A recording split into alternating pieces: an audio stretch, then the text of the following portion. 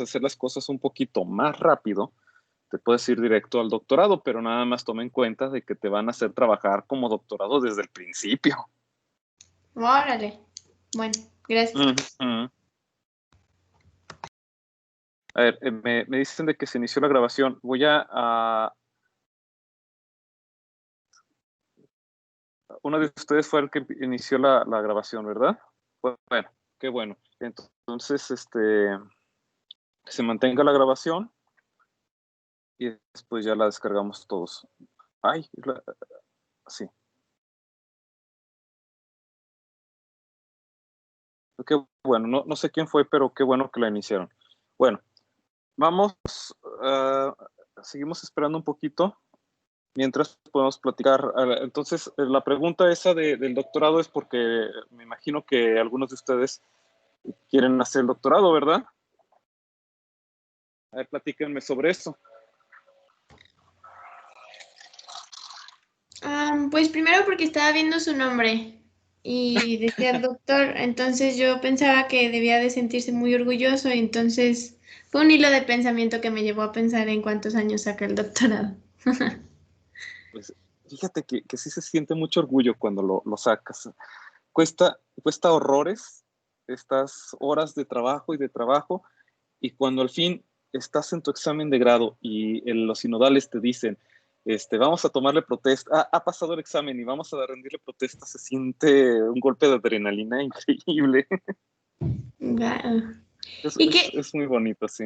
qué se hace durante el doctorado? ¿Es como desarrollar un proyecto o es como seguir tomando clases? Parte y parte. Cuando tú entras a un doctorado, tú tienes que tomar créditos, eso es decir, vas a hacer algunas materias. Obviamente esas materias van a ser muchísimo más avanzadas y más bonitas que las de la licenciatura, porque ya estás haciendo lo que te gusta. Y no más difíciles, eso es cierto. Eso, aunque el sistema de enseñanza es muy distinto, porque prácticamente aquí te entregan tú un documento, que son los artículos científicos, debes de saber inglés, y los debes de leer y los debes de exponer. Entonces ellos te evalúan que también tú estás exponiendo o entendiste ese artículo. Es más o menos de lo que se trata.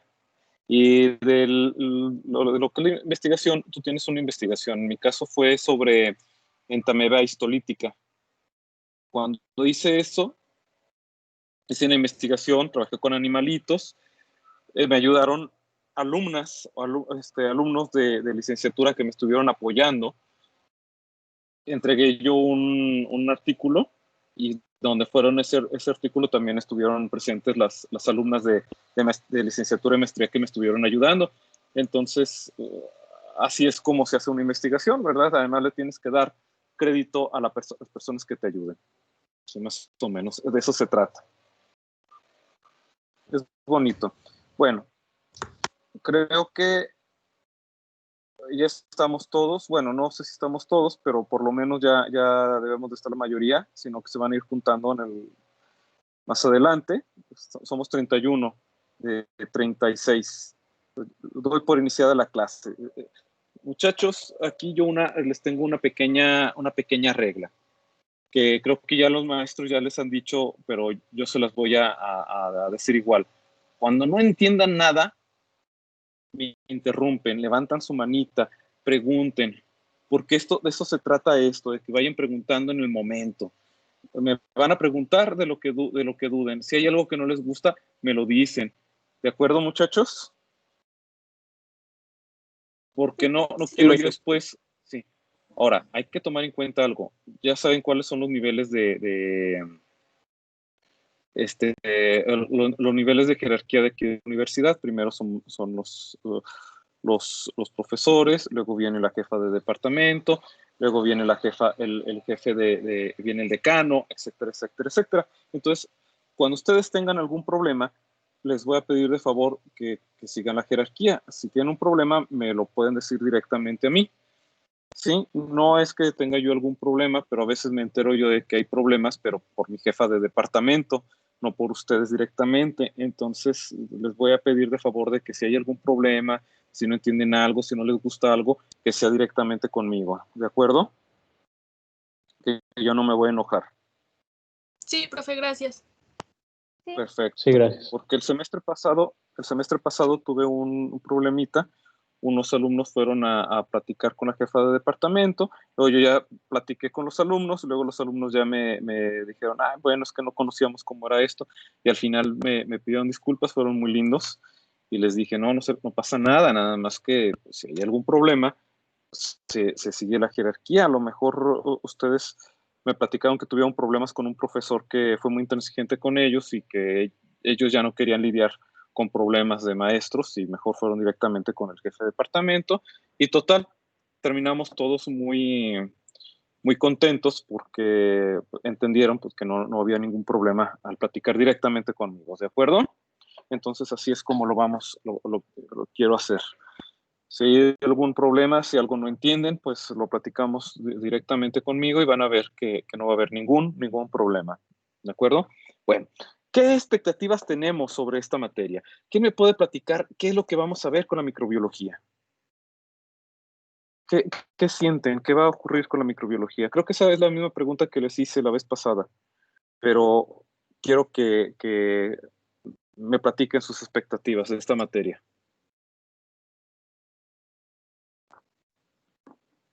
A ver, Diana Valderrama, platícame, ¿cuáles son tus expectativas? Pues ver a fondo ciertos organismos y así. O sea, pues sí, ver... Está bien. Es que, por ejemplo, a mí me lleva mucho la parasitología, o sea, como cosas tan pequeñas o así, es que pueden acabar con un organismo tan complejo como el humano. Entonces, la verdad es que sí, me llama mucho la atención esta materia. Sí, es muy interesante cómo un organismo tan pequeño puede llegar a matar a un organismo muchísimo más complejo, e incluso organismos unicelulares que pueden llegar a matar a organismos pluricelulares. Ya estamos viendo el problema que estamos teniendo con este famoso virus, como algo tan pequeño que ni siquiera se debe de considerar vivo, o al menos algunos doctores o algunos científicos, porque ustedes desde que empezaron a tomar la carrera de ciencias ya son científicos. Han descubierto de que como un agente biológico como un virus nos esté causando tantos problemas. Bueno, entonces, micro significa pequeño y bio significa vida. ¿Y logos qué significa entonces? ¿Estudio? Es el estudio, exactamente. Entonces, ¿qué significa esto en español? Microbiología. Como el estudio de la estudio vida de pequeña. lo pequeño que es la vida. O sea, la vida más pequeña. La vida en chiquito, no sé. Sí, muy bien, muchachos, pues algo por el estilo, sí es eso. Es el estudio de la biología, de la vida pequeña, ¿sí? De la que solamente podemos ver en el microscopio. Parasitología es el estudio de los... ¿Se vale al mismo tiempo? Los parásitos. Exactamente. Y biotecnología, ¿qué significa entonces? Lo Tecnologías están estudiando biológicas. su carrera. Es la tecnología que se puede obtener a través de la vida. Y esto es muy importante para ustedes porque el conocer estos microorganismos, pueden conocer cuáles microorganismos les sirven para su carrera, ¿sí? Por eso es importante esta materia. Bien, esta va a durar solamente 4 horas. Es una introducción de 4 horas, ¿de acuerdo? Quiere decir de que hoy, mañana y las 2 de la próxima semana, ¿de acuerdo?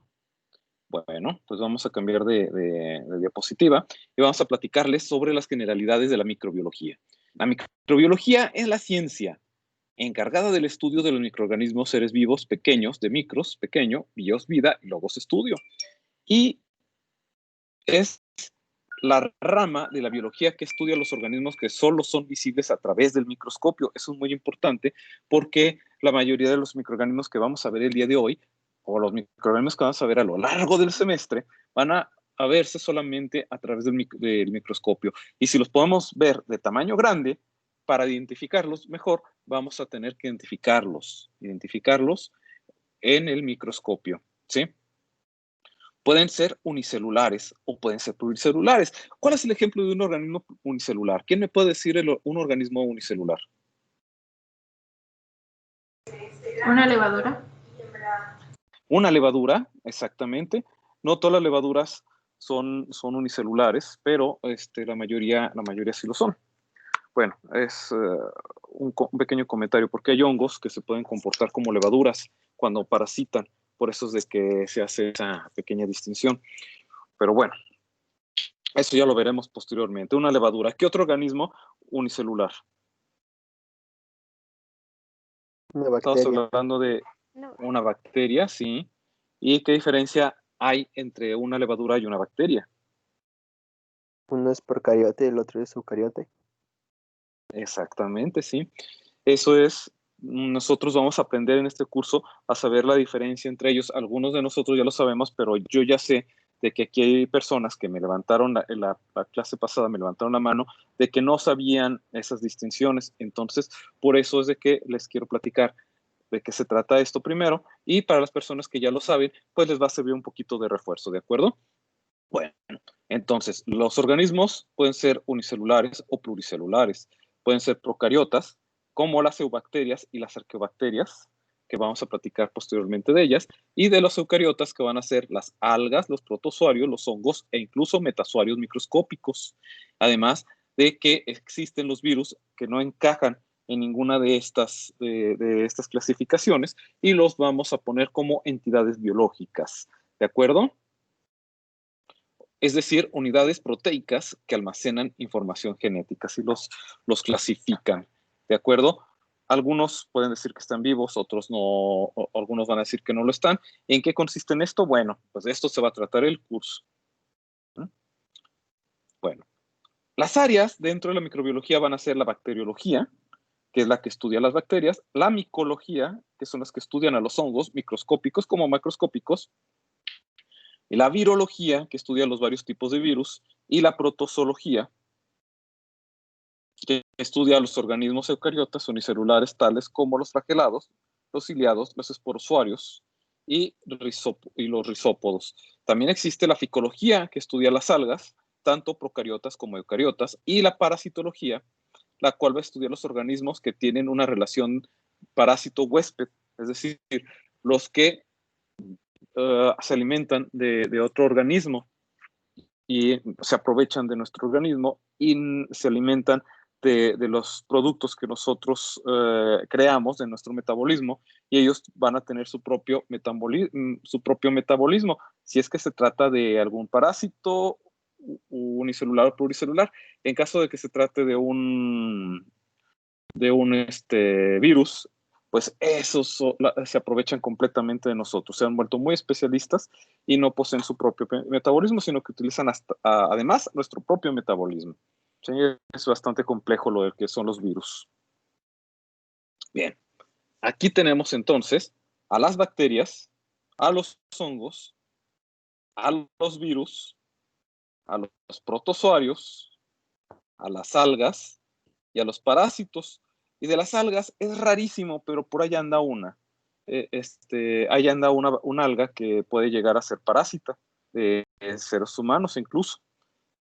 Pero es la única que se trata de estos. Todos los demás, las bacterias pueden o no ser parásitos, los hongos pueden o no ser parásitos, los virus son todos parásitos, los protozoarios pueden o no ser parásitos, las algas es rarísimo que sean parásitos, y los parásitos pluricelulares, como son las filarias, como son los gusanos planos, los gusanos redondos, pueden o no llegar a ser parásitos. Y miren, aquí los podemos ver, de tamaño grande.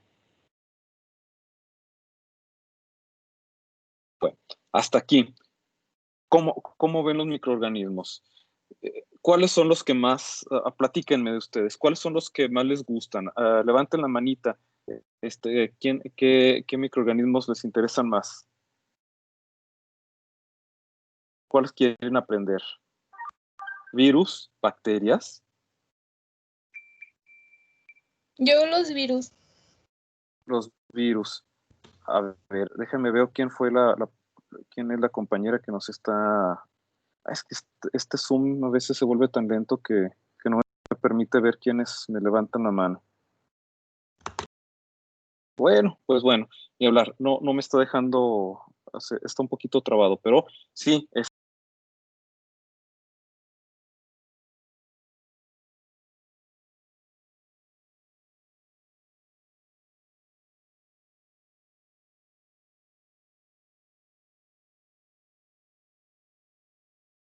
Profe, creo que silenció el micrófono.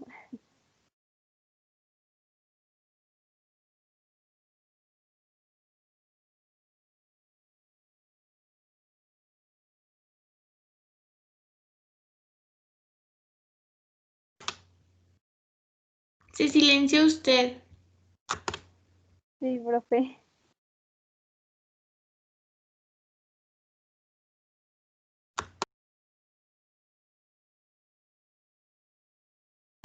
a ver, ¿ya me escuchan? Sí. Sí. Ya. Es que se vuelve muy lenta la computadora con este servicio, no sé por qué. Se desconectó, ya no se está viendo la presentación, ¿verdad? No. ¿Qué habrá ocurrido con esto? A ver, miren, qué bueno que están grabando ustedes porque voy a tener que cerrar la sesión y volver a iniciarla.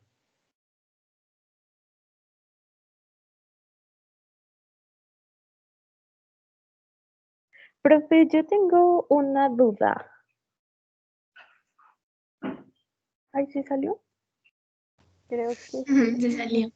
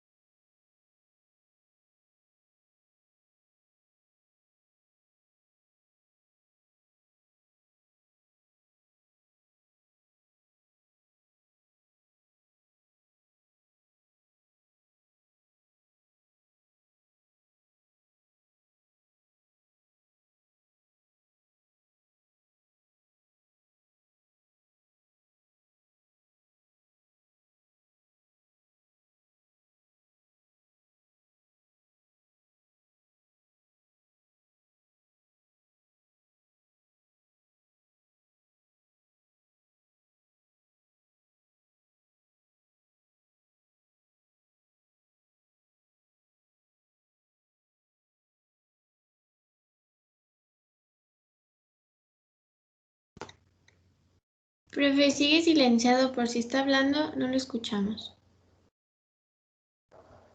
Se salió. Ah, yo lo veo.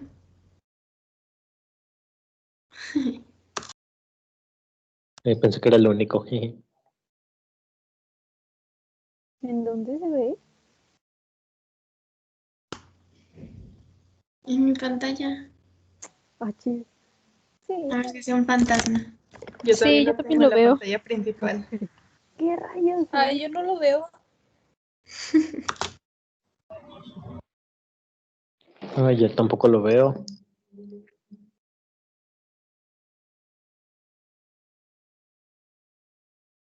Cindy, no se te escucha. Pues porque no estoy hablando de...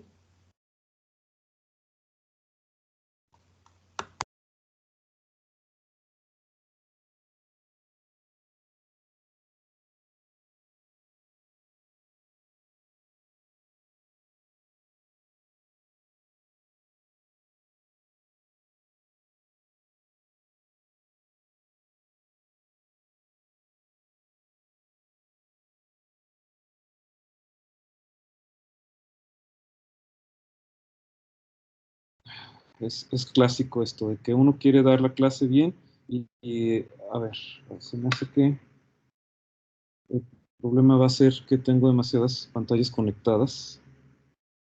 Sí, de hecho, eso me liberó un poco de memoria.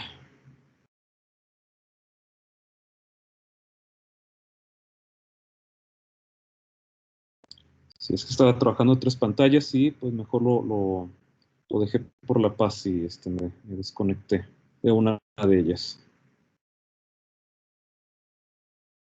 Parece que Zoom no está preparado para cosas tan complicadas porque me está quitando muchísima potencia Zoom y no es una computadora viejita, es una computadora bastante nueva.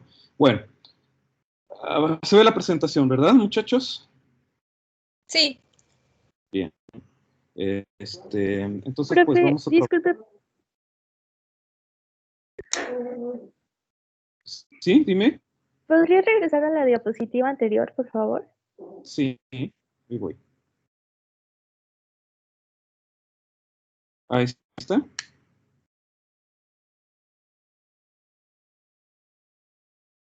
¿Listo? Sí, muchas gracias. De nada. Entonces vamos a ver. Entonces, miren. Me voy a regresar, me voy a cambiar de presentación. Me voy a cambiar de diapositiva y vamos a continuar.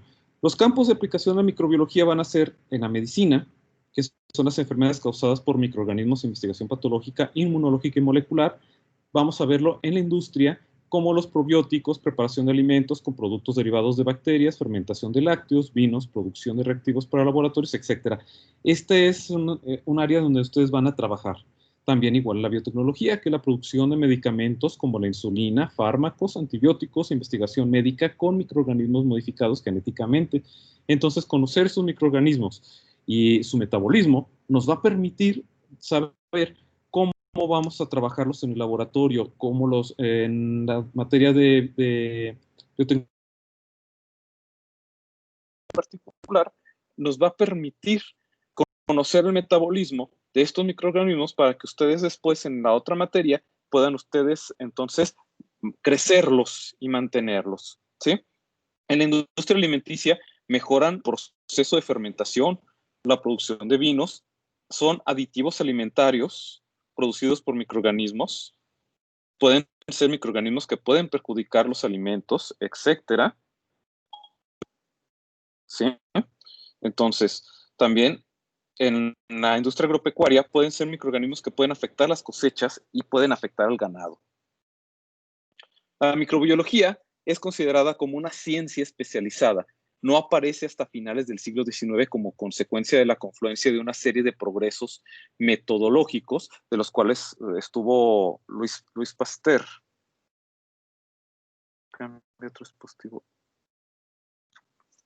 Sí, sí se acuerdan de Luis Pasteur, ¿verdad? Sí. Sí se acuerdan de Luis Pasteur, un gran científico que estuvo investigando sobre las bacterias.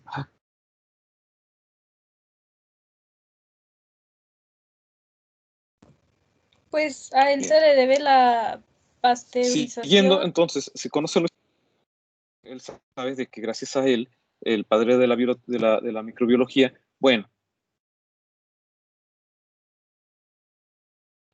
fermentaban los organismos e incluso él a cultivar los primeros microorganismos la producción de cerveza al eliminar completamente los microorganismos de cerveza y inocularlo únicamente con levaduras.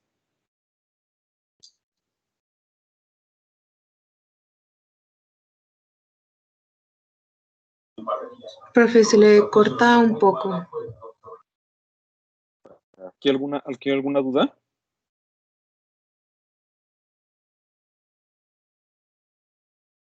¿Podría volver a repetir, profe? Es que se escuchó un poquito cortado. Entonces vamos a continuar. El esquema Collard hizo un esquema en 1977 sobre cómo la biotecnología se fue desarrollando. Sí, él puede distinguir en su diagrama no se escucha otra vez. No vemos la presentación, profe.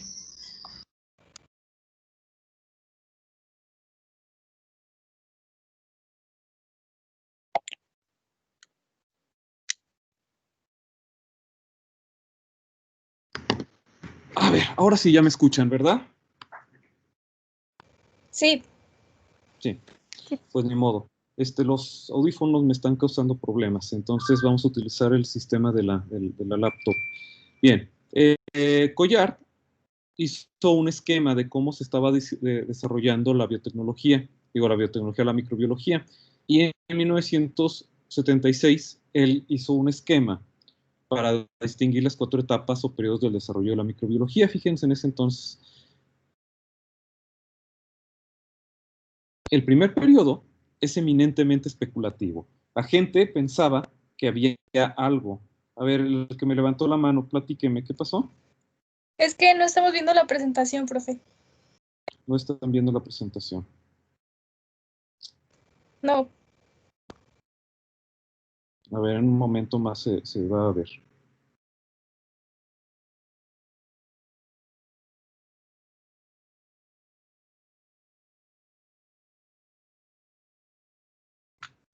Ya se ve, ¿verdad? No, se ve su escritorio.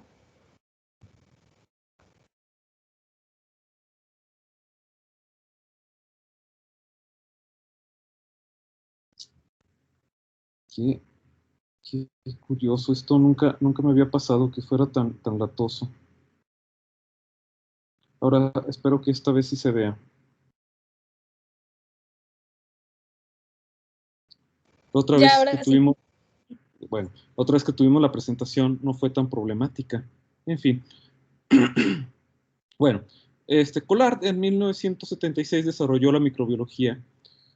Bueno, él desarrolló un esquema que nos dice cómo va la etapa de la microbiología. Primero él decía que el primer periodo fue eminentemente especulativo. Esto fue mucho antes del siglo XIX. La gente pensaba de que había algo que nos hacía enfermar, pero no sabían qué estaba ocurriendo. Ellos pensaban de que era un organismo microscópico, pero solamente podían especular sobre él. No sabían exactamente qué estaba ocurriendo. Decían que era algo invisible, que ellos no lo podían ver. La segunda etapa fue el segundo periodo, que es la lenta acumulación de observaciones desde 1975.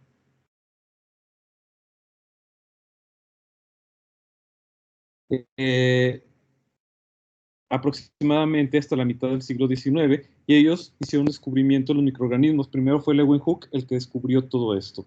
Fue Leeuwenhoek el que descubrió cuáles eran los primeros microorganismos y dijo, ¿sabes qué? La gente que especulaba que existían estos pequeños microorganismos estaban en la razón. E incluso tuvieron que ir a la casa de Leeuwenhoek para ver esos microorganismos porque creían que Leeuwenhoek estaba loco. Ya lo iban a encerrar en un manicomio, pero cuando Leeuwenhoek demostró lo que él estaba observando, entonces se quedaron asombrados y le dijeron, ¿sabes qué, Leeuwenhoek? Tienes toda la razón del mundo, estamos viendo algo nuevo y te damos toda la razón del mundo. Bien, entonces el tercer periodo fue el cultivo de microorganismos. Esto fue cuando Pasteur y Koch logran cultivar microorganismos en el laboratorio. Entonces, el primer periodo especulaban de que existía algo. En el segundo periodo se demostró que existían estos microorganismos y no fue hasta el tercer periodo en que empezaron a cultivarlos. Y el cuarto periodo, que es el siglo XX hasta nuestros días, fue que los microorganismos se estudian en toda su complejidad, sabemos su fisiología, su bioquímica, su genética, su ecología, y además ahora nos aprovechamos de esos microorganismos e incluso los utilizamos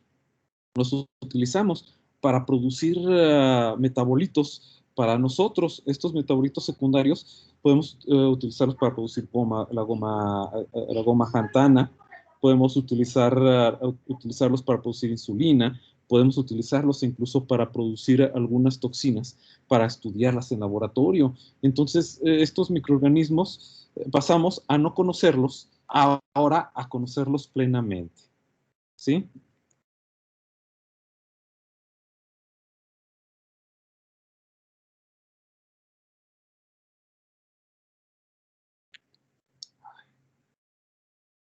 ¿Qué ha pasado? ¿Por qué no me deja cambiar?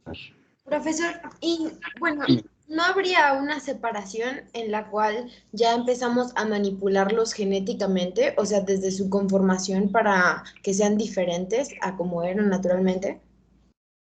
Sí, ya estamos en ese periodo. Incluso nosotros ya estamos llegando en el periodo de que podemos nosotros ver microorganismos, completamente, crear un microorganismo nuevo en laboratorio. Sí, a eso hemos llegado. Claro que cuando nosotros creamos un microorganismo completamente nuevo, no estamos creando un microorganismo completamente nuevo. Lo que estamos haciendo es que estamos tomando como un templete un organismo que ya existe y le estamos empezando a modificar algunas cosas. Y eso ya está relacionado con la biotecnología, ¿de acuerdo? Porque todos dicen, oye, es que ya hay microorganismos completamente hechos en laboratorio. Pues no exactamente. Lo que estamos viendo es que estamos creando microorganismos genéticamente adaptados, genéticamente modificados. Perdón porque todo lo que se está viendo ahorita en la pantalla, pero es que estoy teniendo problemas no veo el puntero y necesito utilizarlo para ver la presentación, que eso es lo más chistoso del mundo, de que no me está dejando ver el puntero de la computadora. Bien. Me voy a desconectar unos segundos. Ah, ya está. Ya. Ah, no. Me voy a desconectar unos segundos. Voy a empezar a eliminar algunos programas. Ah, con razón. Ay, caramba.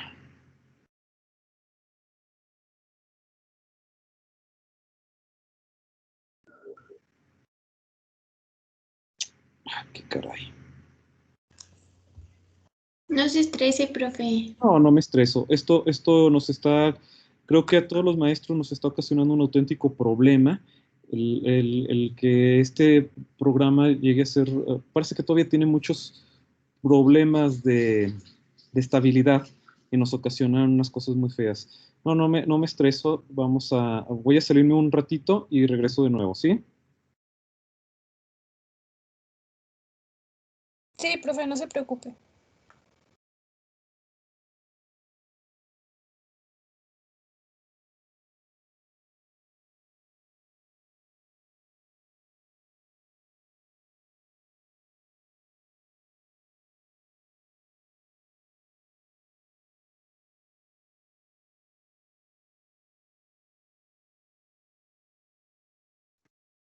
Bueno, sí, entonces estoy liberando un poquito mi memoria.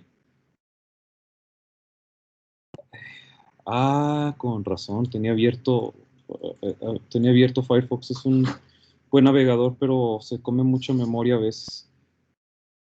Y la terminal también. Vámonos para afuera, todo. Bueno, pues estamos otra vez aquí. Sin tanta programas, hice cerradero de programas.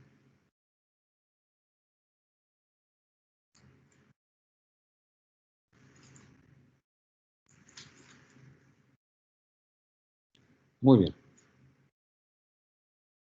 Como dijo su compañera, de una manera muy bonita, no hay que estresarnos, ni modo. Así es la tecnología. Estas son las jugadas malas que nos están haciendo. Entonces, entonces vemos de que tenemos 4 etapas. Uno de su compañera acertadamente, o uno de sus compañeros acertadamente dice que ya debería haber una quinta, en donde ya se está viendo que no solamente ya los conocemos a los microorganismos, sino que ya los estamos modificando. Y es posible de que Collard en 1976, él no sabía el alcance que íbamos a tener. Y a lo mejor ahorita, ¿quién fue su compañero? ¿Quién fue el que dice que ya se debería de dividir? ¿Quién me comenta? Ah, yo les decía, profe, Rebeca.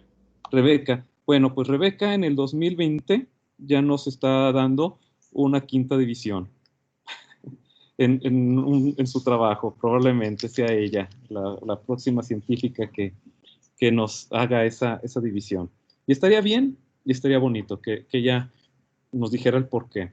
En fin, pues bien, está ocurriendo también que tenemos un periodo previo al descubrimiento del microscopio. Vamos a platicar sobre eso, ¿sí?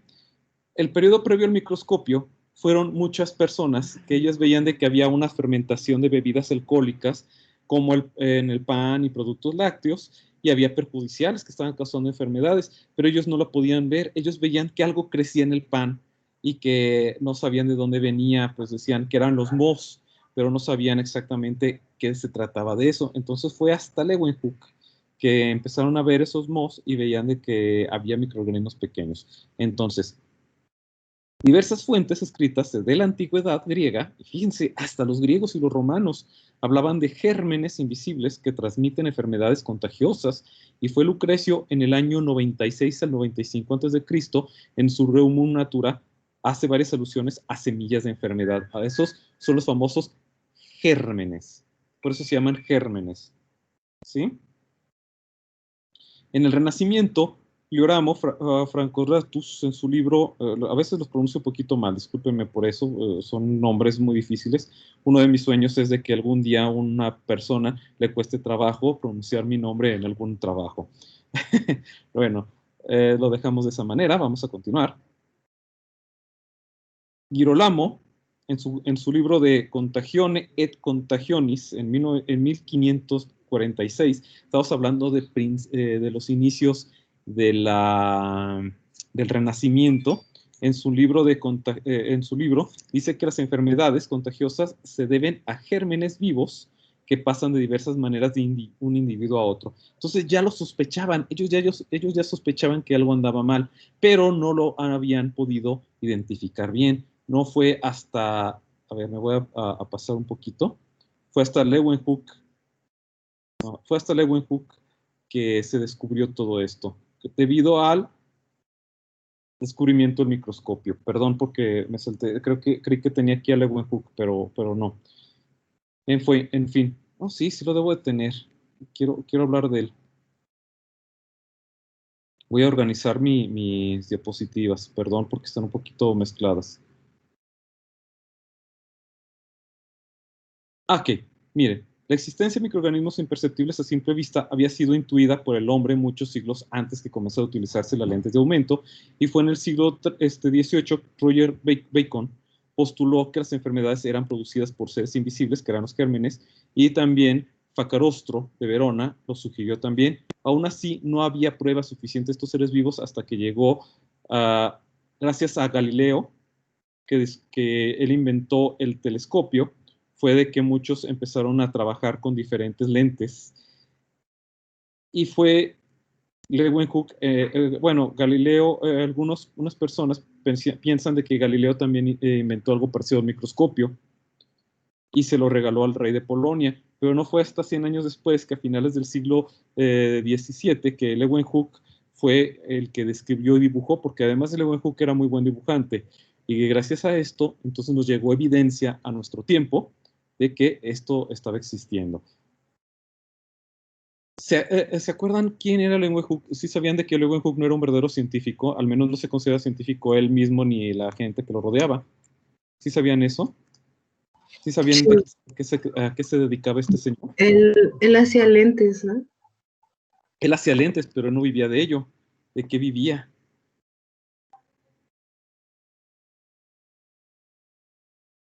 ¿No? No me acuerdo. No saben. Bueno, no importa. Yo se los voy a platicar. Él hacía tapetes. Bueno, él no hacía tapetes, él vendía tapetes, era comerciante. Entonces a él le llegaban y decían, ay, ¿saben qué? Miren, nos llegó un tapete nuevo de 500 hilos. Y decía, ay, a ver si es cierto. Y él agarraba una lupa y decía, no, pues no le puedo contar los 500 hilos. Entonces, esto no es de 500 hilos, esto es a lo mucho de tantos. Y con eso él no se dejaba engañar. Pero decía él que a pesar de eso le costaba trabajo observarlos. Entonces él empezó a buscar maneras y lupas mucho mejores para poder descubrir a los tramposos que iban y le vendían esos tapetes falsos, ¿verdad? De tantos siglos que no eran correctos. Entonces lo que él hacía es que calentaba filamentos de vidrio y hacía unas pequeñas esferitas. Y esas pequeñas esferitas las montaba.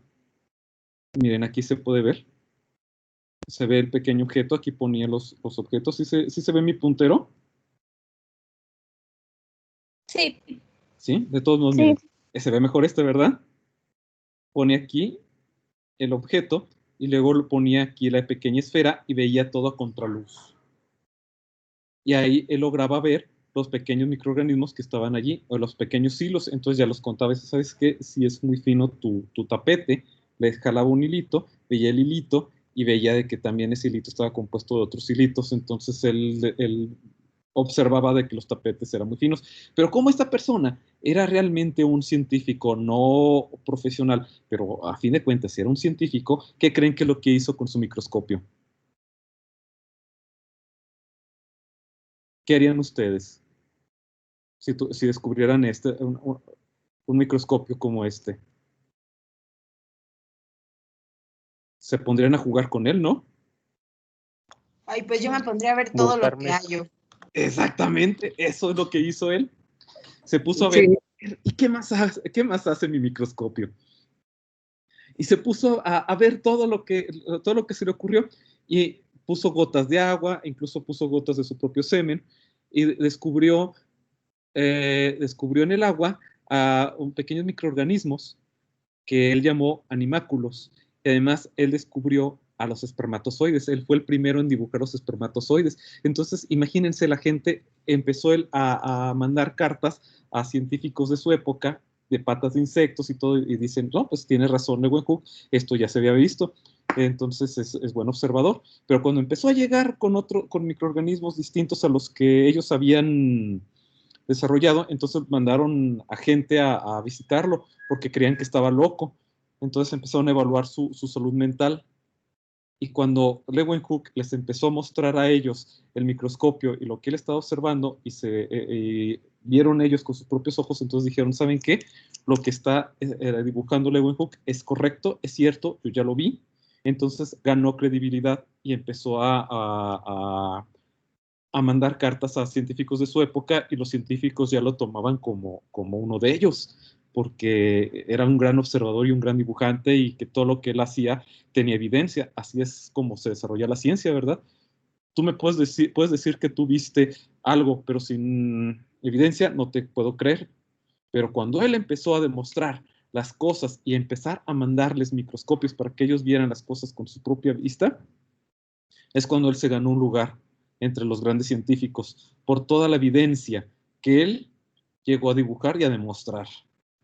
Entonces, así es como se hacen los grandes científicos. Entonces, existía antes una teoría que era la teoría de la generación espontánea. ¿Sí se acuerdan de qué era la generación espontánea? A ver, ¿quién me puede platicar sobre ello?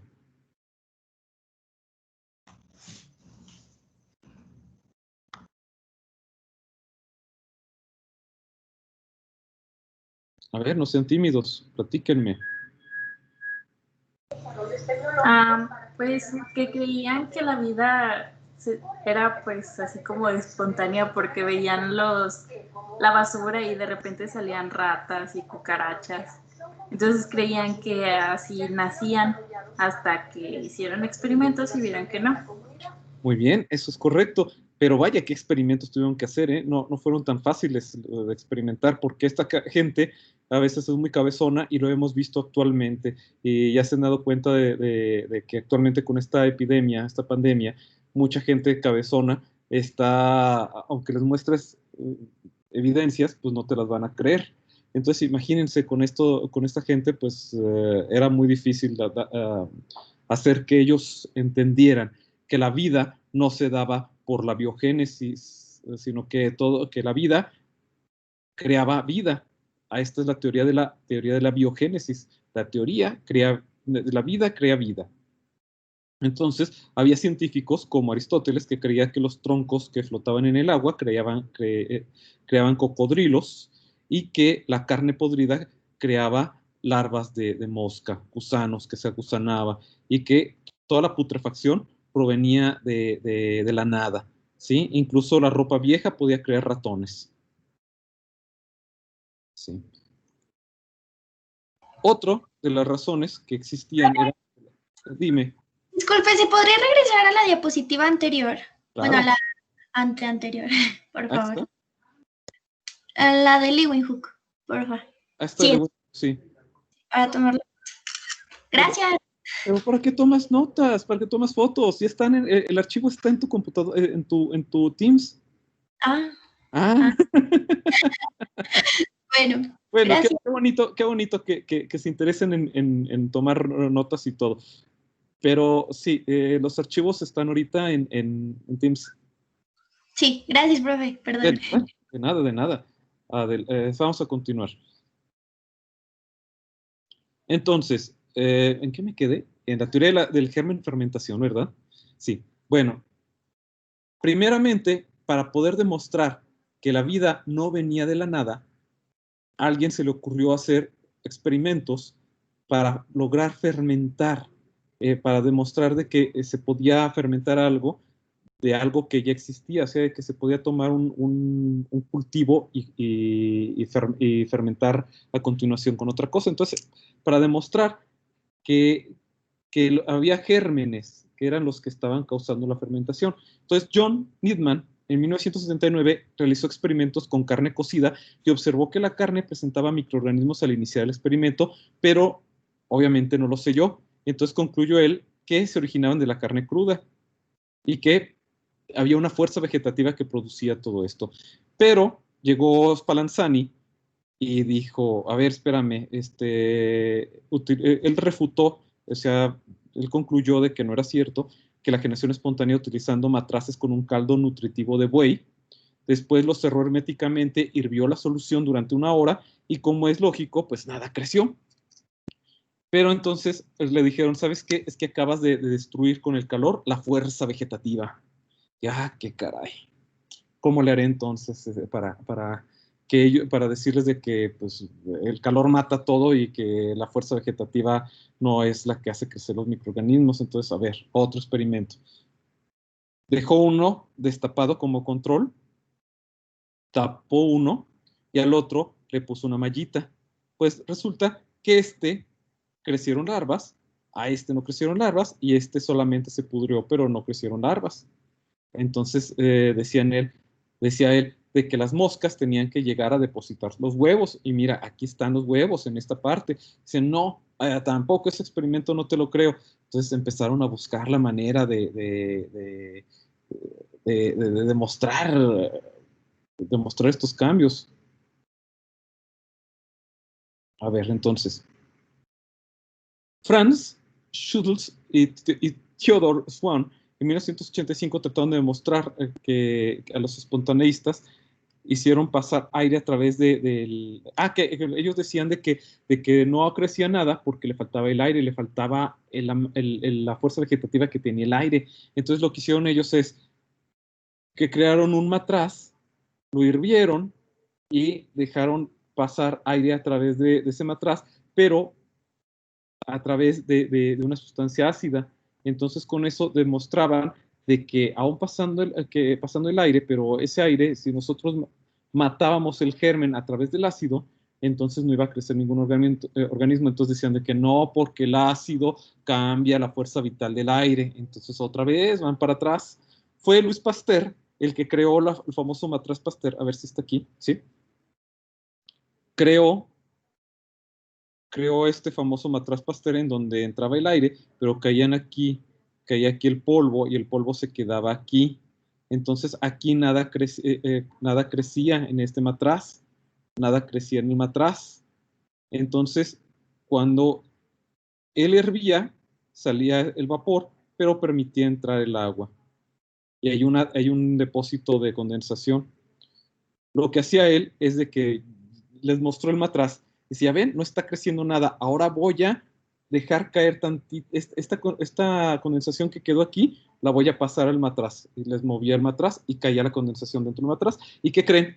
Pues que ya empezaron a crecer microorganismos. Entonces él demostró de que los microorganismos se encontraban en el aire y que el aire no tenía fuerzas vitales, simplemente los microorganismos, las esporas o cualquier cosa que estaba en el ambiente, el polvo, contenían microorganismos. Entonces, gracias a eso, con Louis Pasteur cayó a todos. ¿Sí? Entonces ya ya a partir de Luis Pasteur ya no hubo teoría de la generación espontánea, ¿sí? Que fueron humildemente con estos experimentos, pasamos a los más elaborados de Luis Pasteur, ¿de acuerdo? Miren, aquí está de donde tomé las imágenes y el texto para que ustedes puedan ir a documentarse, a leerlo, ¿sí? Miren, otra vez, aquí se ve cómo lo hizo Luis Pasteur. Vació el caldo en el frasco, calentó el vidrio e hizo estas curvas. Hirvió el caldo y todos los microorganismos se iban depositando en esta parte.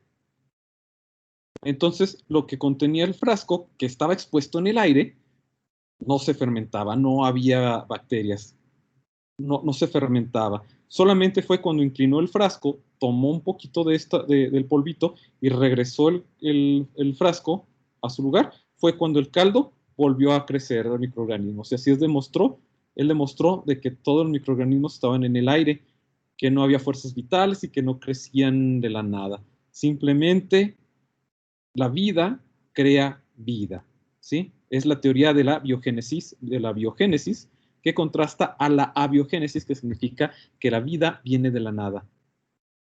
¿Sí quedó claro esto? ¿Quién me puede comentar sobre esto?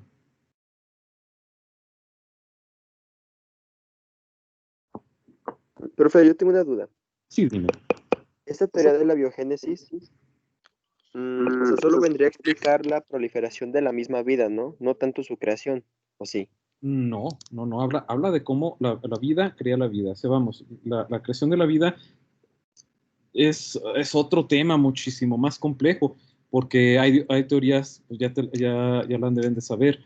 Está la teoría de la panspermia, la teoría de que la vida viene de un caldo químico primigenio. Viene la teoría del diseño inteligente, que no, ustedes ya saben de qué se trata y si no, pues se las comento. Es de que un ente superior creó la vida de la nada. Entonces, la teoría más adecuada, si seguimos la teoría de la biogénesis, es que es posiblemente que la vida, que el planeta Tierra es como una caja Petri, la cual fue inoculada. O sea, que quería un meteoro con microorganismos de otro lado y que el planeta Tierra se inoculó. Aunque no hay que descartar de que pudo haber sido de que sustancias químicas cada vez se volvieron más complejas hasta que empezó a haber una reacción química que fue la que actualmente dio la vida, aunque, pues, bueno, esa es un poquito más difícil de demostrar, aunque hay experimentos clásicos que lo hacen y lo hacen bastante bien. Bueno, ¿otra duda?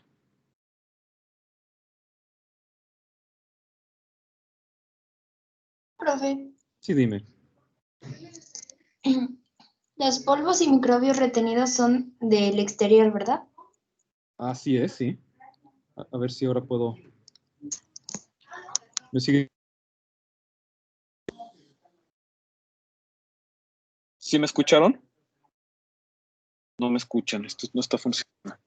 No, sí lo escuchamos, profe. Ahora sí me escuchan, ¿verdad? Sí. Sí, perfecto, sí. Dime. Adelante, dime. ¿O nada más era eso, que no estaba? Ok. Sí, que si venían del exterior, solamente. Sí. Gracias. Que hay un polvito aquí. Tú sabes que el polvo no solamente son fibras. ¿Qué es el polvo? Pues son fibras, son partículas orgánicas, muchas veces son quistes de bacterias. Muchas de estas millones de bacterias que nosotros respiramos a diario ni siquiera son patógenas, simplemente están en el aire, entran a nuestro organismo y nuestro organismo las mata.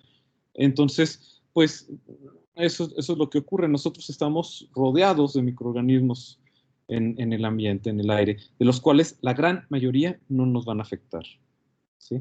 Excepto ese maldito bicho que anda suelto. Bueno, miren, este es el microscopio. Esta es una réplica del microscopio de Leeuwenhoek. ¿Sí lo ven? Aquí tiene para enfocar, para alejar y acercar la aguja. Este es para subir y bajar la aguja. Y aquí está la pequeña lente. A estos microscopios se les conocen como microscopios simples. ¿Por qué se consideran microscopios simples? Porque son de una sola lente. ¿Cuáles serían entonces los microscopios compuestos? Pues de varias lentes. De varios lentes. ¿Como cuáles? Como los que tenemos en la universidad, ¿verdad? Sí. Sí, esos son los microscopios compuestos. Entonces, el microscopio de Leeuwenhoek era un microscopio simple, pero ya tenía unos mecanismos que encontramos. Encontramos que aquí hay un tornillo micrométrico que permite enfocar, ¿verdad? ¿Lo ven?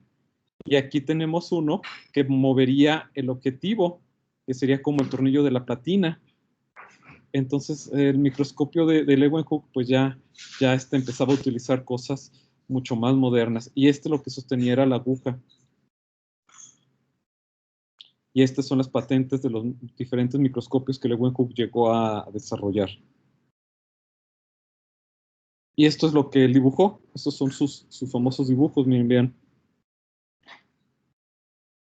Estos son los espermatozoides, diferentes de espermatozoides de conejo y perro.